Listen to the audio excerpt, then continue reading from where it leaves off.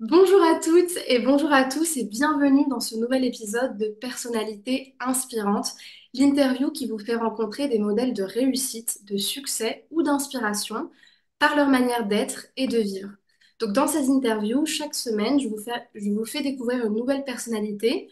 Aujourd'hui, il s'agit de Sabrina Nabet, que je suis très contente d'interviewer, que j'ai mis longtemps à pouvoir avoir en interview. Donc vraiment pour moi, c'est un honneur qui a donc fondé justement le club d'affaires Potentiel de femmes, qui est coach, formatrice.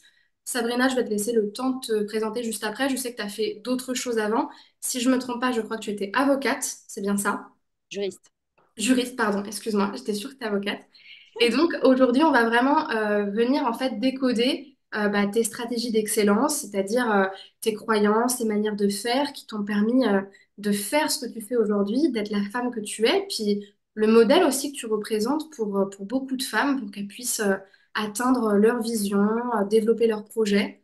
Parce que au-delà d'être un club d'affaires, ce que tu as créé, pour moi, peut-être que je me trompe, mais pour moi, c'est une sorte de mouvement de femmes indépendantes en fait qui s'écoutent et qui déploient leur vision. Et je trouve que c'est très inspirant. Et même si on n'a pas des projets d'entreprise, si on a envie justement d'être plus indépendante, de pouvoir être libre et créer des choses qui nous parlent, c'est dans cet état d'esprit-là que j'ai vraiment envie de te faire intervenir sur ma chaîne. Donc merci beaucoup pour ta présence. Est-ce que tu peux nous dire qui tu es, ce que tu fais et surtout quelle est ta quête dans ce monde? Bien sûr, merci beaucoup déjà pour l'invitation, Chloé.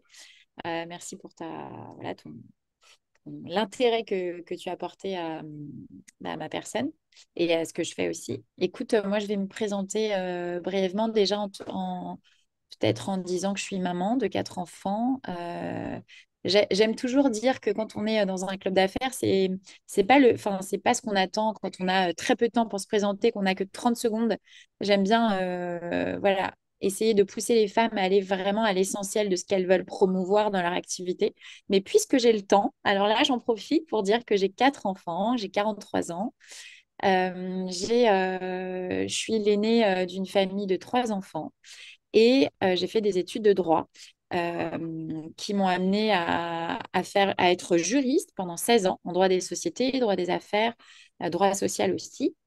Et il y a 5 ans, j'ai eu voilà, je pense beaucoup de personnes après le Covid, une espèce de remise en question, perte de sens, etc.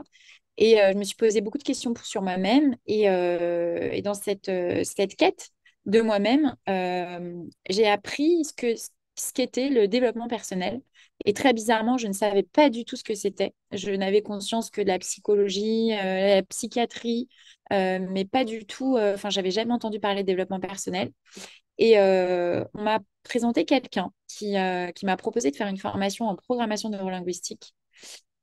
Et j'ai passé 8 jours en immersion qui ont vraiment changé ma vision, changé mes lunettes sur la vie, changé tellement, tellement de choses, enfin changé de paradigme en fait, tout simplement.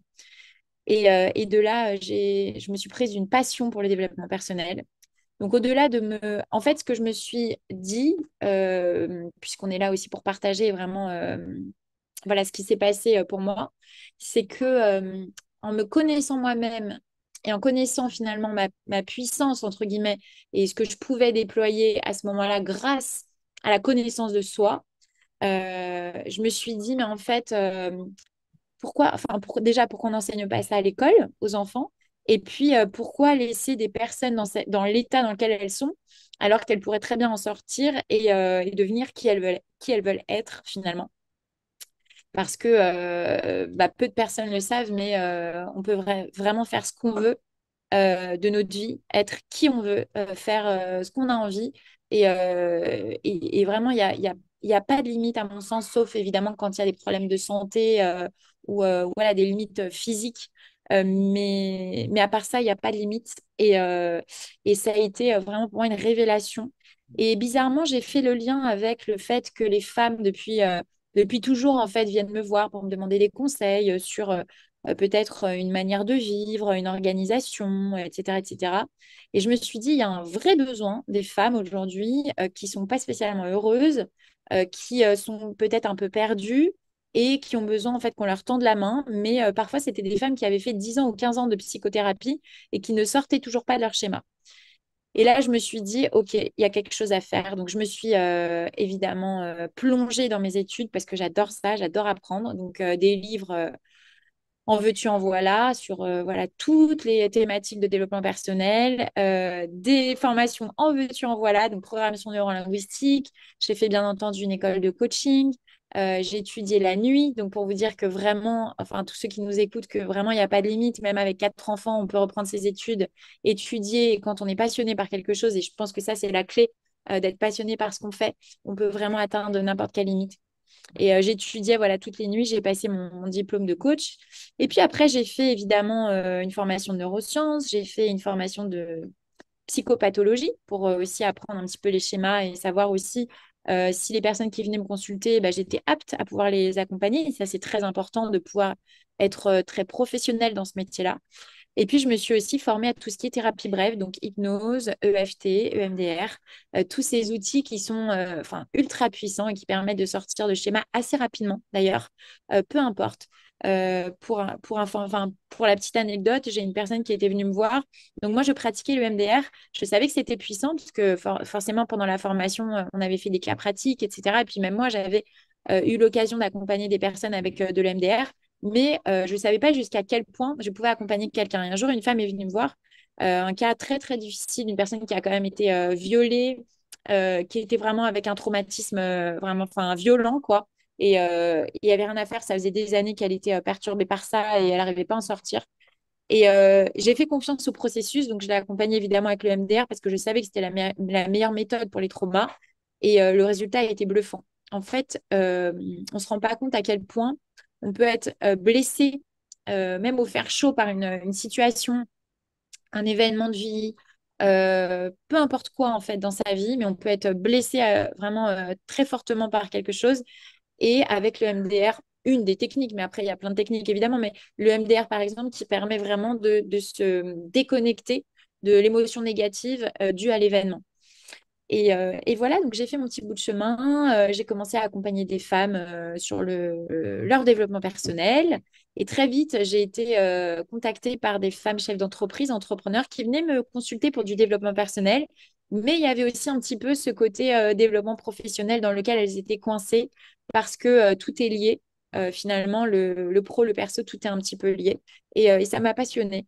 Et on va dire, dans mes débuts dans l'entrepreneuriat il y a 5 ans, même si je pense que quand on est maman, on est quand même entrepreneur et leader de sa vie, mais je vais dire dans l'entrepreneuriat professionnel, je me suis dit qu'il y avait vraiment quelque chose à faire. Surtout les clubs d'affaires à Paris, je trouvais ça vraiment très, très comment dirais-je, euh, conventionnel. Et ayant été dans le droit, je sais ce que c'est le conventionnel. Je ne trouve pas que ce soit la meilleure façon ni d'apprendre, ni d'avoir envie, ni de se développer. Et donc, je suis sortie de ça complètement et je me suis dit, bah, le business, on va le faire autrement, en tout cas dans le club que je vais créer.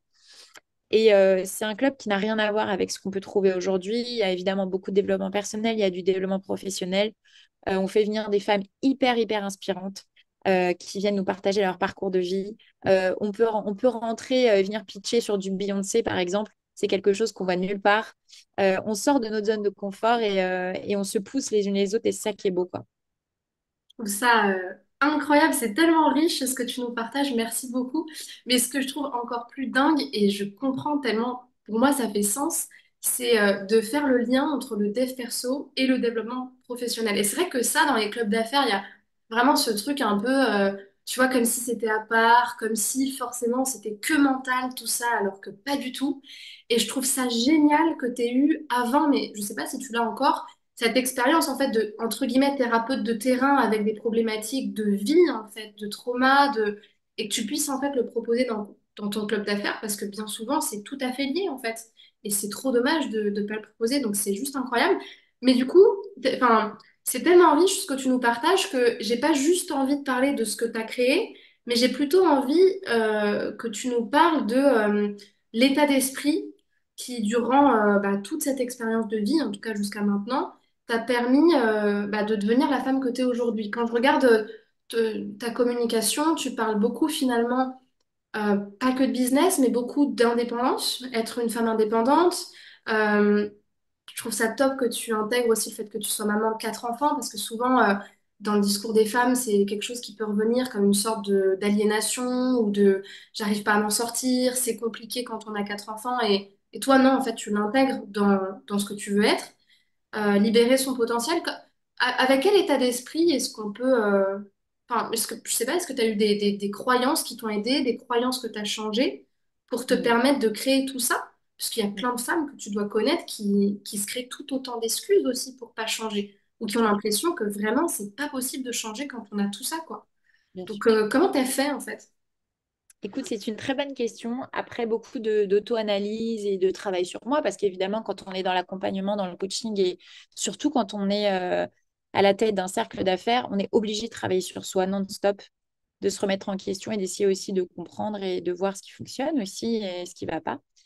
Après beaucoup de travail sur moi. Déjà, ce que je peux te dire, c'est que j'ai grandi dans une famille avec un papa entrepreneur, une maman mère au foyer, mais des parents qui m'ont toujours poussé, mais pas seulement poussé à faire des études, qui m'ont toujours en fait, je pense qu'ils m'ont toujours boosté. Boosté dans le sens où, tu sais, quand tu es un enfant entre 0 et 7 ans, tu crois tout ce qu'on te dit et c'est ça qui va faire que tu vas avoir un certain cadre, un certain programme mental qui va faire qu'après, tes schémas répétitifs vont se mettre en place et ça va se développer d'autant plus que tu vas faire des rencontres différentes dans ta vie, etc. Mais la base, c'est l'éducation. Et moi, je le vois avec mes enfants. Et j'ai eu vraiment beaucoup de chance avec le recul, d'avoir des parents qui m'ont toujours dit que j'étais la meilleure. Et ça, ils m'ont dit depuis que j'étais petite. Alors, est-ce qu'ils m'ont dit parce que j'étais leur fille ou parce qu'ils avaient déjà conscience que c'était important et que ça donnait confiance à un enfant? Mais en fait, moi, j'ai grandi avec cette croyance que j'étais la meilleure tout le temps. Et je ne sais pas si c'était dû à ça, mais j'étais toujours première de la classe. J'adore étudier, ça c'est vrai. Mais c'est vrai que j'avais aussi ce... Quand on te donne un rôle, ben, tu le joues ce rôle finalement, tu vois. C'est comme un acteur dans une série ou dans un film. Voilà, tu vas jouer le rôle qu'on t'a donné. Et moi, on m'avait donné un rôle, c'était d'être la meilleure. Et donc, j'ai pris ce rôle à bras-le-corps et je me suis dit, bah, en fait, je suis la meilleure. Alors évidemment, avec beaucoup de recul et beaucoup d'humilité, enfin, vraiment, il faut le prendre au deuxième degré. Mais étant enfant, c'était au premier degré, évidemment. Maintenant, étant adulte, je me considère pas être la meilleure dans ce que je fais, mais en tout cas, j'ai grandement confiance en ce que je fais et si ça fonctionne pas, c'est pas grave. On fera autre chose ou on fera mieux plus tard. Mais j'ai grandi avec cette croyance-là et je pense que ça m'a beaucoup, beaucoup, beaucoup, beaucoup aidé, beaucoup boosté. Et, et je pense vraiment que c'est. Alors, je pense qu'on a des aptitudes personnelles, évidemment. Il y a des personnes qui sont plus ou moins avec des qualités, plus ou moins avec enfin, des défauts. On peut appeler ça des défauts, mais avec des aptitudes, chacun avec des aptitudes différentes. Mais je pense que vraiment l'éducation forge. Après, ce que j'ai appris aussi au fil du temps et grâce au coaching et grâce au développement personnel, c'est que c'est pas parce que vous n'avez pas grandi dans une famille qui vous a boosté, qui vous a donné confiance en vous, des petits, et il y en a beaucoup des personnes qui malheureusement n'ont pas eu la chance d'avoir ça. Ça se travaille et moi, enfin, je sais que les personnes avec qui je travaille, on a juste des résultats qui sont exceptionnels. Mais encore une fois, il faut être bien accompagné avec des personnes qui sont professionnelles, qui connaissent leur métier et qui savent de quelle manière emmener une personne d'un point A à un point B. Il faut aussi qu'il y ait, bien entendu, une volonté forte de la personne qui se fait accompagner. Mais tout est possible, encore une fois. Donc, quand on a la chance de l'avoir petit, c'est super, ça donne une super base, mais c'est pas non plus immuable et c'est pas Ouais. quelque chose qui ne se change pas.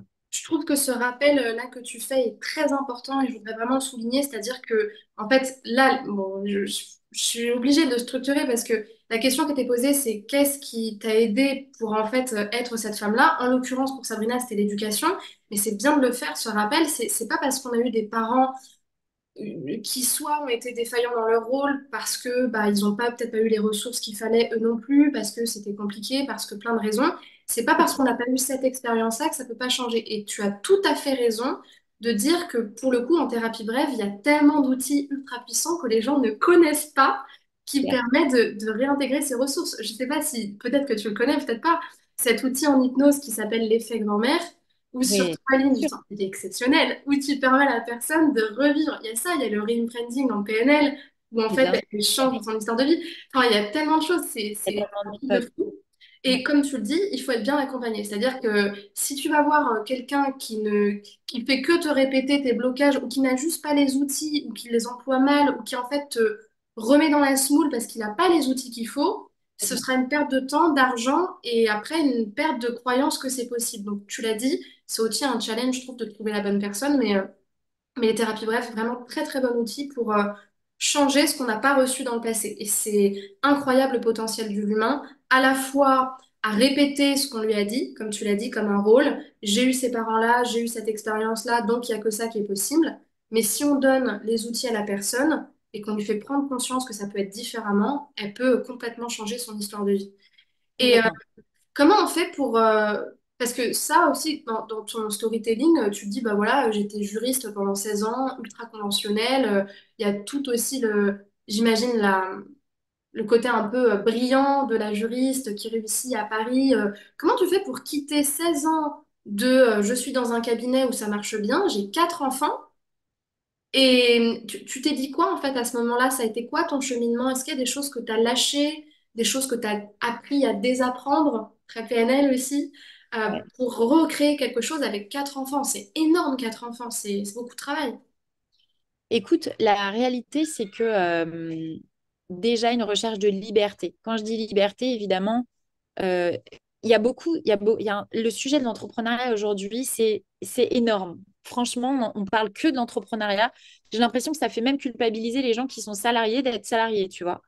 Moi, je suis pas pour ça. Je dis pas qu'il faut absolument être entrepreneur. D'ailleurs, au sein du cercle d'affaires potentiel de femmes, il y a une très grosse sélection qui se fait, mais c'est pas, il faut pas spécialement être entrepreneur ou chef d'entreprise. Euh, on peut être salarié et être une femme qui a de l'ambition et qui a envie de réussir sa vie et c'est très bien. Donc chacune, vraiment en fonction de sa vie, va, va aller là où il lui semble, enfin, il lui paraît être le mieux. Moi, par exemple, par rapport à ma vie, c'est vrai que quatre enfants, c'est un gros, un gros programme. Projet, un gros projet aussi. Un gros projet, enfin, c'est une organisation.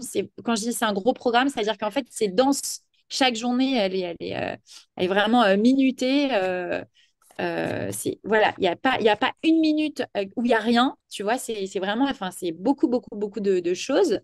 Euh, et en même temps, pour moi, c'est pas incompatible avec l'ambition et avec le développement et avec le travail. Je trouve que c'est un Mais exemple ultra inspirant. Je suis désolée, je te coupe, mais c'est vraiment incroyable de pouvoir avoir une femme qui vient dire ça. C'est merci, quoi, parce que ça va aider tellement de femmes derrière que c'est dingue.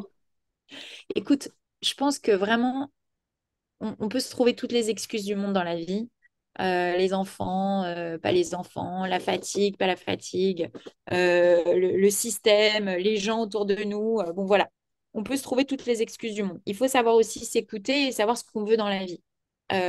Encore une fois, avoir des enfants, pour moi, c'est magique, c'est magnifique, mais ça n'empêche rien à côté. Après, c'est vrai que pourquoi je suis restée 16 ans dans le salariat, mes enfants étaient petits et ça m'a beaucoup, beaucoup, beaucoup conforté d'être dans un cadre où j'avais pas spécialement besoin, après le travail, de réfléchir, d'analyser, de travailler, etc. Je quittais à une certaine heure, je rentrais chez moi et c'était fini et j'étais tranquille, je pouvais profiter pleinement de mes enfants. Donc c'était un choix qui était assumé. Et franchement, le salariat, c'était top à ce moment-là. Vraiment, pendant 16 années, j'ai profité voilà, de ce salariat et j'ai trouvé ça, que c'était très cohérent, en tout cas, avec ma vie à ce moment-là. Mes enfants ont grandi. Bon, ils ne sont pas non plus adultes, hein, mais ils ont grandi. Et je me suis dit que c'était le moment. Je l'ai senti, en fait, cette intuition, c'est hyper important de s'écouter. J'ai senti que j'avais un besoin vraiment de, de, d'explorer des nouvelles choses, d'aller peut-être aussi voir de quoi j'étais capable moi personnellement, seule. Et puis, quand je te dis cette recherche de liberté, c'est pas anodin, c'est qu'une fois aussi, j'étais salariée et j'ai un de mes patrons qui m'a dit une fois, quand je lui ai annoncé ma troisième grossesse, il va falloir choisir entre avoir des enfants et travailler. Et celle-là, bon, je pense que beaucoup de femmes ont dû l'entendre. Et c'est fou d'entendre ça encore aujourd'hui, quoi. Enfin, Ouais, c'est dingue.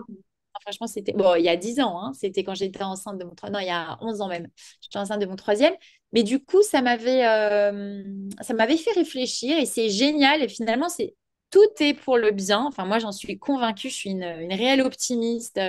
Je vois tout avec les yeux du positif. C'est-à-dire que même quand il m'arrive un pépin, des fois, c'est dur à digérer.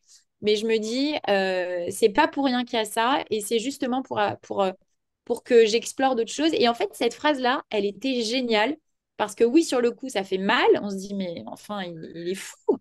Et finalement, je me suis dit, mais c'est trop bien parce que ça a réveillé quelque chose en moi, justement, ce côté, bah, enfin, je vais pas montrer parce que j'ai rien à prouver à personne, mais je vais non seulement avoir Ça d'autres enfants, je suis la meilleure. Je rigole. voilà, mais en plus de ça, je vais m'assumer, je vais monter ma boîte et je vais y arriver et ça va le faire. Et, Ouais. euh, et voilà, et en fait, réellement, il n'y a pas de limite. Ben, juste, je fais une petite pause, mais pour que les personnes qui nous écoutent puissent aussi comprendre là les points qui ont été supportants. Donc, les valeurs, ouais, c'est plutôt des valeurs. Là, pour le coup, au tout début, pardon, il y avait la confiance, donc le fait d'avoir confiance en soi, en ses capacités. Donc, on avait dit avec Sabrina, ça a été principalement dû à son éducation, mais c'est quelque chose qui peut se changer, se renforcer avec un travail.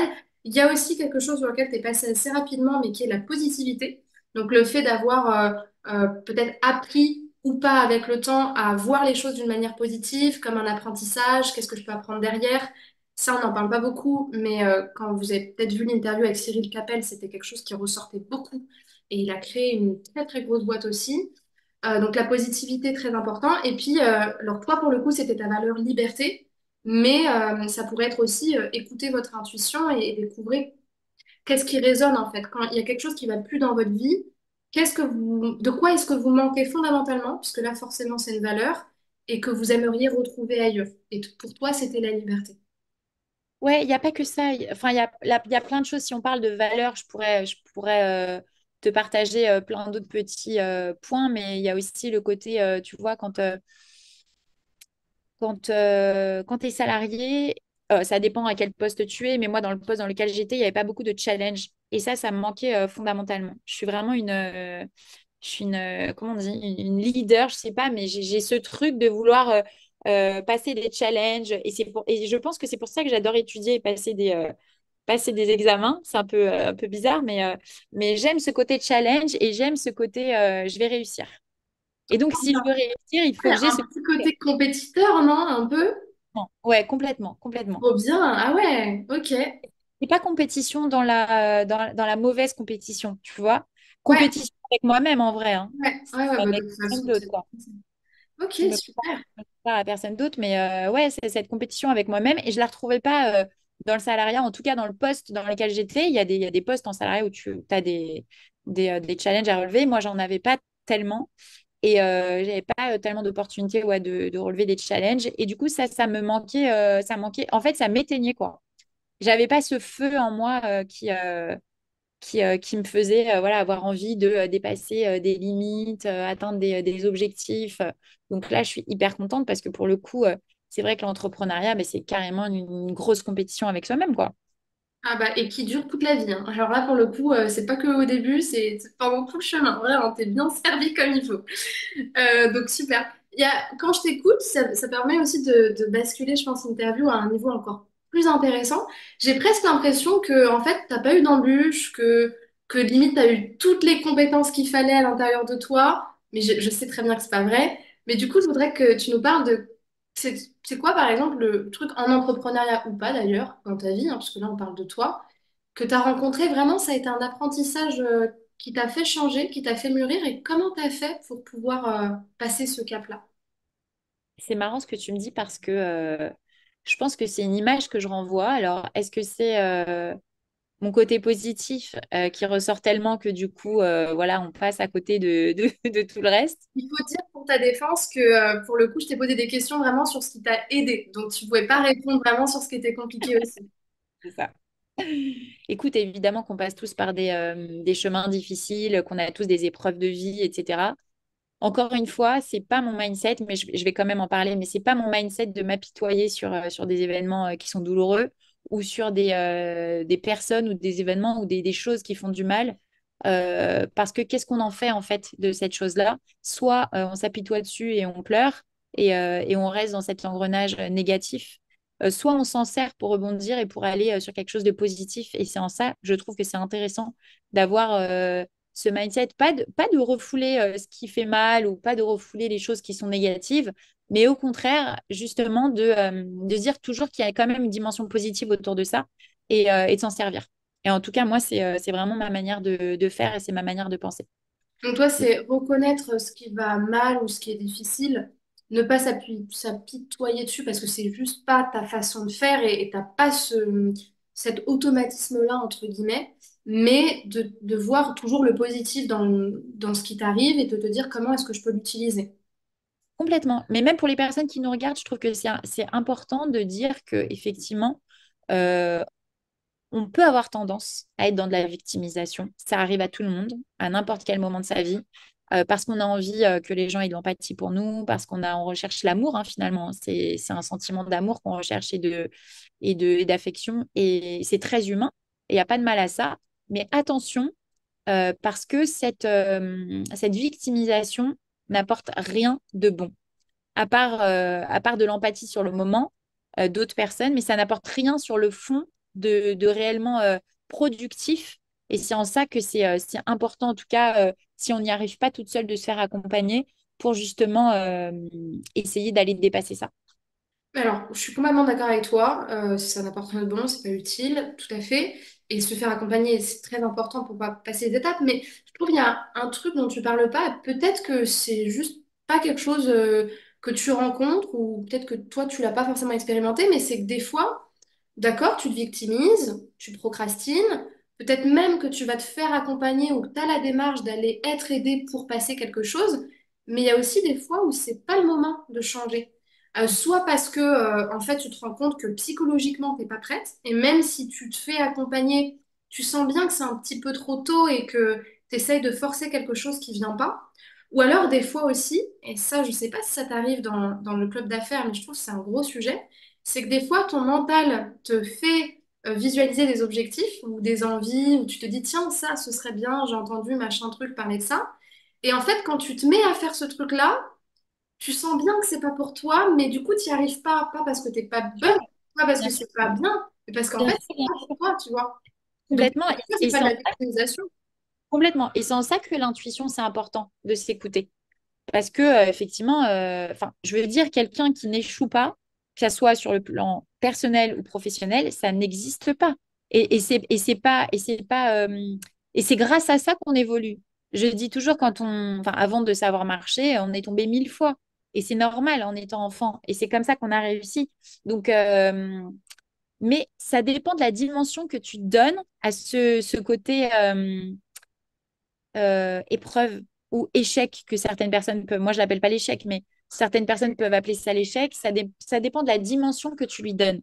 Alors effectivement, il y a des moments où ça va pas. C'est pas parce que en fait tu as encore une fois des épreuves ou des moments de vie où finalement tu n'arrives pas à changer, on te demande pas de changer.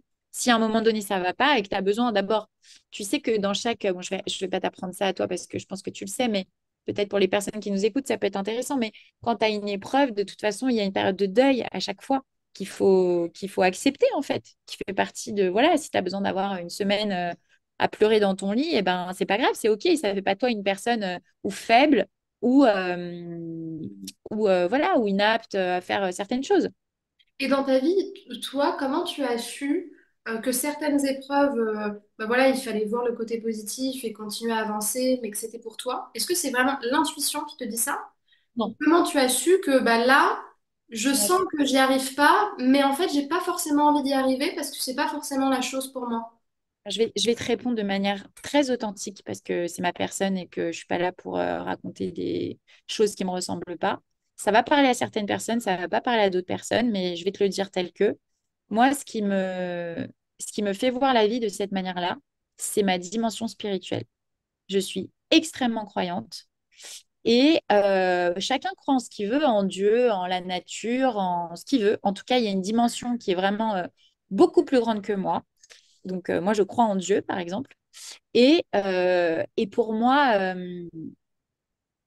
ce côté croyance, fait que je vois la vie d'une certaine manière, qui n'est peut-être pas la manière commune à tout le monde, mais en tout cas, je la vois d'une manière qui est très différente. Bon, on pourrait parler des heures hein, de spiritualité, mais voilà, moi, ma vie, je la vois comme si je suis sur Terre, en tout cas, c'est que j'ai été choisie pour une bonne raison et que je suis ici pour une mission, que ça soit personnelle ou professionnelle.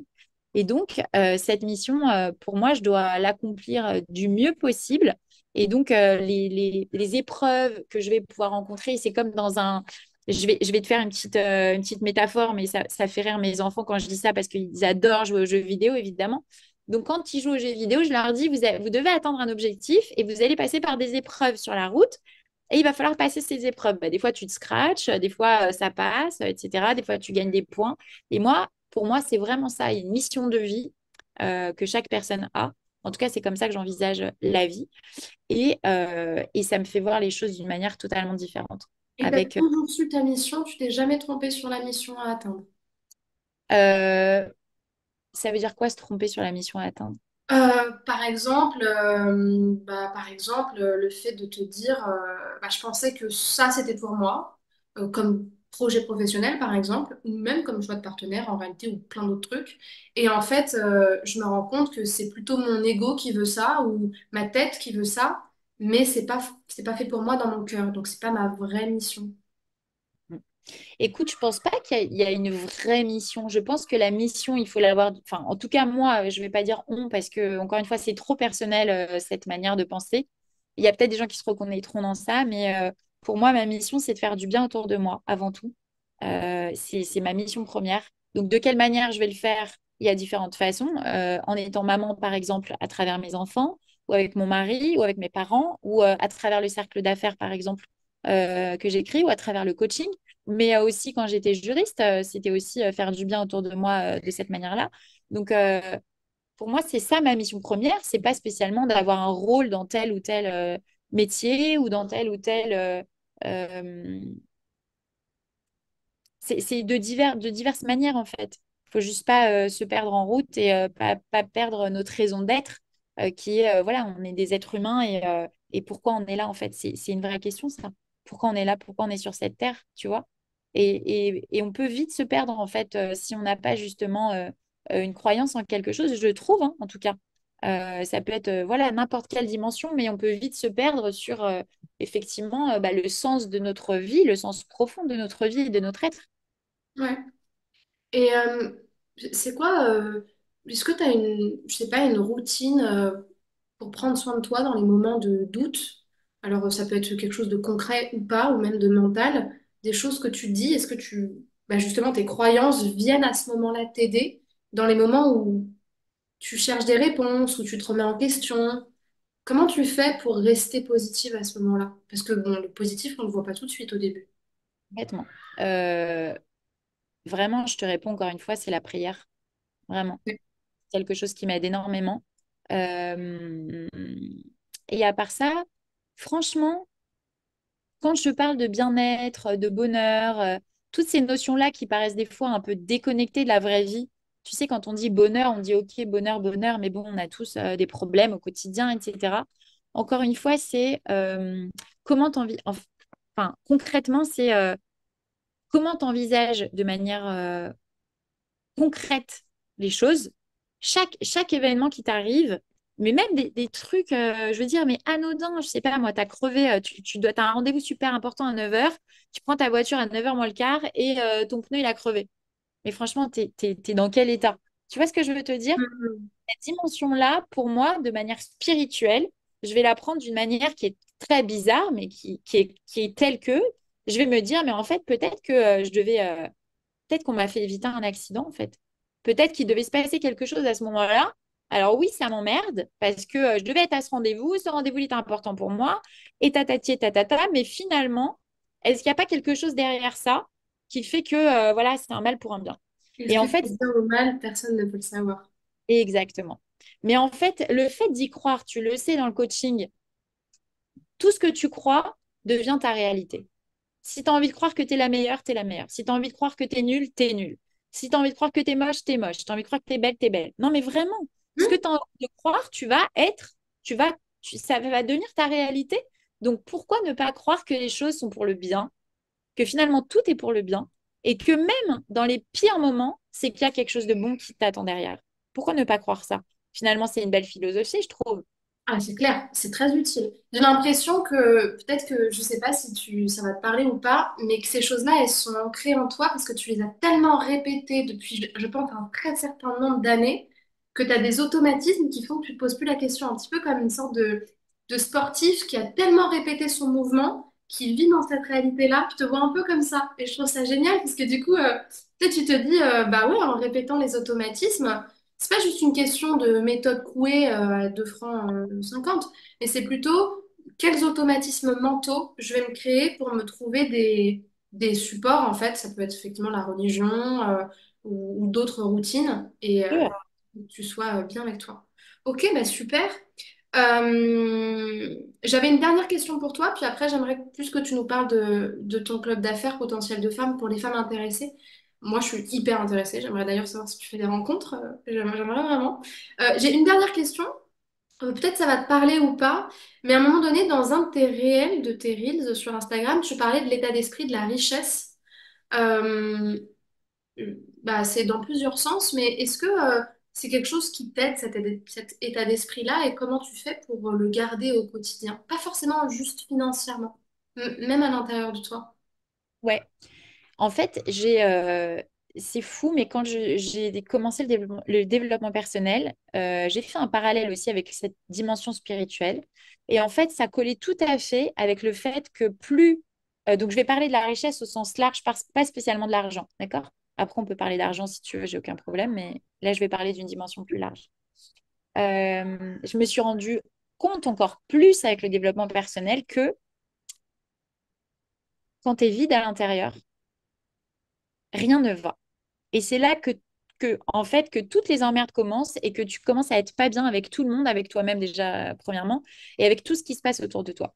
Et plus tu renforces ce qu'il y a à l'intérieur de toi, donc tes valeurs hein, principalement, mais pas que ça, tu vas te sentir tellement pleine à l'intérieur de toi que tu auras finalement besoin de rien à l'extérieur. Quand je dis besoin de rien, enfin, on a tous besoin les uns des autres, les êtres humains, évidemment, on est tous la réponse de quelqu'un. Mais il y a des personnes, tu sais, qui sont dans l'attente toujours des gens, dans l'attente qu'on leur dise, qu'on les valide, et plus tu vas renforcer l'intérieur de toi, et moins tu vas avoir besoin de ça, de l'extérieur. Donc pour moi, la richesse, c'est avant tout, c'est ça. C'est aussi évidemment, quand tu me dis richesse, moi je pense à l'amour, quoi, tout simplement. À l'amour, et c'est pas spécialement. C'est d'abord l'amour de soi. Donc ça revient à ce que je te disais sur le travail sur soi et sur l'intérieur de soi. Et puis c'est aussi, tu sais, en France, j'ai l'impression qu'on est très avare sur les sentiments. Moi, j'ai pas encore une fois été éduquée comme ça et ça m'a beaucoup aidée, mais je crois que je sais pas si c'est commun à tout le monde, mais tu vas me le dire. Moi, j'ai grandi dans une famille où on disait je t'aime tout le temps, en fait. On prenait tout le temps les gens dans les bras et beaucoup d'affection, que ça soit sur les mots, que sur le toucher, tu vois. Et je pense que c'est super important, en fait. C'est super important. Tu sais, il y a des thérapies avec le toucher, avec les hugs, et je trouve ça génial. Et à potentiel de femme, alors on l'annonce pas comme ça en mode thérapie, mais si tu viens un jour, tu verras que moi, je prends tout le monde dans mes bras avec un gros bisou, les grands bras ouverts, parce que je trouve que c'est ça la richesse, en fait. Bien sûr, tout à fait. Tout à fait. Et d'ailleurs, bah, c'est pour ça que moi j'ai créé S'aimer plus, hein, c'est que la base de l'amour, c'est l'amour de soi-même. Et d'ailleurs, même, je trouve, la base après du déploiement d'un projet, c'est aussi l'amour de soi, puisque effectivement, quand on croit en soi, c'est beaucoup plus simple ensuite de déployer des choses. Pour revenir quand même sur le sujet de la richesse, plus au niveau Financier. ouais, financier, mais même de manière générale, l'abondance, tu vois, quand tu as un projet de client, tu dis, bah, la richesse, c'est important déjà de l'avoir à l'intérieur de soi. Quand tu lances un projet et que tu lâches beaucoup de sécurité, d'emploi, que tu as des enfants, ou même juste un poids sur la tête, en fait, tu as peur de pas avoir de choses aussi. Tu as peur de pas réussir, tu as peur de manquer. Comment tu dis quoi, toi, aux femmes qui ont peur de manquer? Ou toi, qu'est-ce que tu te dis quand tu as peur de manquer? Comment tu redors cette richesse intérieure pour avoir de l'abondance à l'extérieur de toi? Écoute, comment je pourrais te répondre à cette question? Encore une fois, il y a les dimensions spirituelles, j'ai pas peur. Je suis désolée Mais de le dire. franchement, moi, je suis hyper intéressée, donc vas-y, hein. Mais c'est genre Désolée, hyper intéressant. Ne désolée. t'excuse pas. Non, j'ai pas peur. J'ai pas peur parce que pour moi, j'ai quelqu'un au-dessus de moi et si je suis là, alors évidemment, je vais pas roucouler dans mon lit, attendre que ça se passe et me dire c'est bon, il y a Dieu au-dessus de moi, c'est lui qui va se charger de payer mes factures. Évidemment que non. Mais je pense que en fait, et ça c'est ma manière de voir les choses, mais je pense que Dieu est là pour ceux qui l'appellent. En tout cas, ça c'est ma manière de penser. Et donc, je prie évidemment beaucoup, mais je mets aussi beaucoup de choses en place. Et des Juste fois, des ça me... techniques, parce que je trouve que c'est important. Quand toi, tu dis que tu pries. Alors, c'est bizarre hein, ce que je vais dire, mais est-ce que tu demandes? Parce que du coup, est-ce qu'on est dans une truc de Ouais, je demande, donc je monte ouais, quelque part? ouais. Ou est-ce que Ouais, tu remercies? je remercie et je demande. Ok, d'accord. Ouais, je fais les deux. Tu demandes du coup pour ce que tu n'as pas encore. Exactement. Ok, je te remercie. Et, euh, et voilà, donc il y a cette dimension spirituelle qui fait que j'ai pas vraiment peur. Après, je suis très, très, très ambitieuse. Ah Donc, oui, mais ça se voit, c'est hyper inspirant d'ailleurs, mais ouais, ok. je- c'est pas que je me lasse vite de ce que j'ai, mais presque, tu vois. Donc, j'aimerais être déjà à l'étape supérieure alors que j'ai C'est même pas ce que je te fini souhaite. Ce que je la te première souhaite. étape. Merci beaucoup. Mais du coup, voilà. Et aux personnes qui ont peur de manquer, déjà, bah, la question à se poser, c'est qu'est-ce que je fais, qu'est-ce que je mets en place pour ne pas manquer? Parce que concrètement, et c'est le rôle du coach, hein, c'est de mettre les gens en action. En fait, on mentalise beaucoup les choses. On a beaucoup de souhaits, beaucoup de choses qu'on aimerait, etc. Mais concrètement, quand tu demandes aux personnes qu'est-ce qu'elles ont fait concrètement pour arriver là où elles veulent, ben, très peu vont pouvoir te dire des actions concrètes qu'elles ont menées. Alors, je sais que c'est pas simple, hein, c'est un travail, c'est le travail d'une vie. C'est le travail d'une vie. Vraiment, il faut pas se mettre non plus la pression, mais quand on veut atteindre un objectif, quand on a de l'ambition, il faut comprendre que parfois, on a besoin d'être accompagné. Moi, je suis accompagnée. C'est pas parce que je suis coach que je suis pas accompagnée, encore une fois, hein. Il faut savoir parfois quand on atteint des plafonds ou des limites ou des croyances voilà, qu'on n'arrive pas à dépasser, c'est important aussi de pouvoir se faire accompagner pour les dépasser. En fait, je trouve, et on va s'arrêter là pour l'interview en elle-même. Après, tu vas nous parler de potentiel de femme. Peut-être je me trompe, mais ce que je trouve qui est vraiment inspirant chez toi, et moi, c'est ce que je retiens, c'est que j'ai l'impression que tout ce dont tu nous parles, tout ce que tu as fait, même les épreuves par lesquelles t'es passé, j'ai l'impression que ce qui t'a vraiment aidé, c'est ta foi. Alors pour toi, c'est ta foi en Dieu. Pour d'autres personnes, ils la verront différemment, peu importe. Pour moi, c'est plus que la confiance, en fait. C'est-à-dire que il y a presque un truc, c'est la phase de la mission dans dans le truc de deal, enfin, dans le truc de deal, dans les niveaux de deal, c'est qu'en fait, c'est à la fois ta confiance en toi, mais tu as tellement confiance que de toute façon, tout ce que tu veux va se réaliser, que tu es la meilleure et qu'il y a quelqu'un au-dessus de toi qui gère tout et que ça passe par A ou par Z, dans tous les cas, ça va se réaliser. Qu'en fait, quelque part, t'es jamais, enfin, peut-être que je me trompe, mais t'es jamais complètement terrassé par quelque chose. Parce que t'as une foi qui est tellement ancrée profondément que tes croyances, elles sont jamais complètement déracinées. C'est vrai. Et ça, je pense que ça t'aide beaucoup. Tu m'as bien analysé, hein, bravo. Merci beaucoup. Donc, franchement, c'était très, très riche. Je te remercie profondément. C'était vraiment, vraiment très riche. Donc, merci beaucoup pour ça. Et évidemment, je te souhaite d'aller dans toutes les phases que tu veux traverser et de traverser tous ces paliers dont tu parles. Et c'est trop bien que tu puisses être ce modèle pour les femmes. C'est génial. Est-ce que tu peux nous parler un petit peu plus de potentiel de femmes? Tu disais qu'il n'y avait pas que des femmes qui voulaient développer des projets. Et surtout, est-ce qu'il y a des rencontres ou est-ce que c'est des webinars? Tu vois, pour celles qui sont intéressées, moi, j'aimerais bien participer à une rencontre s'il y en a. Avec grand plaisir. Écoute, le Cercle d'affaires potentiel de femmes, c'est un club d'affaires que j'ai créé il y a 2 ans, qui réunit des femmes ambitieuses, qu'elles soient entrepreneurs, chefs d'entreprise, mais cadres aussi en entreprise ou voilà, salariés, ou même porteuses de projets, hein, des femmes qui sont en création de quelque chose. Mais en tout cas, ce qui réunit toutes ces femmes, ce sont leurs valeurs humaines. Donc, on est assez sélectif sur les valeurs des femmes qui rentrent dans ce cercle parce qu'on veut vraiment voilà, garder un cercle qui soit ultra bienveillant, solidaire et un cercle de partage. Et c'est vraiment la mission de ce club. Donc, l'idée, on se réunit une fois par mois, donc dans un endroit à Paris. Ça peut être un petit déjeuner comme un apéritif dînatoire, ça dépend des mois. On réunit toutes nos membres avec une personnalité aussi inspirante. Donc, ça peut être, voilà, le mois dernier, c'était Sandra Sisley. On a eu Alexia Borg de BFM Business. On a eu Tracy Cohen-Sayag, la présidente des Champs-Élysées. Enfin, voilà, Mélodie Madar. On a eu plein de femmes super inspirantes. Et on les réunit, on fait un petit talk interview pour aussi avoir leur mindset, comprendre un petit peu comment elles fonctionnent. Et puis, c'est surtout un moment d'échange, de networking. Il peut y avoir aussi un petit peu de développement personnel avec des petits ateliers. Il peut se passer plein de choses dans ces réunions-là. En tout cas, tu as dit un mot qui, tu vois, c'est pas le mot que j'emploie, mais finalement, c'est vrai que c'est un mot qui me correspond bien. Ce sont des réunions qui sont très riches, tant sur les échanges que sur les personnes qui sont là et qui participent. Et il se passe vraiment des connexions, des opportunités assez exceptionnelles dans ces clubs. On a vu des femmes qui se sont associées. On a des femmes évidemment qui se recommandent énormément. Et puis c'est beaucoup, beaucoup d'inspiration. Donc en fait, tu ressors de toute façon avec quelque chose d'intéressant, quoi qu'il arrive. Et puis bravo parce que c'est pas facile d'organiser, enfin de bien sélectionner. Je pense qu'il y a aussi un travail de qualité dans la sélection des personnes et même au-delà de ça, dans la création du cadre de ce que tu transmets, de comment garder ce truc-là. Ça, je pense que ça fait aussi beaucoup. Mais du coup, est-ce qu'il y a des rencontres où il faut directement intégrer le club pour pouvoir participer à quelques, enfin, à des événements?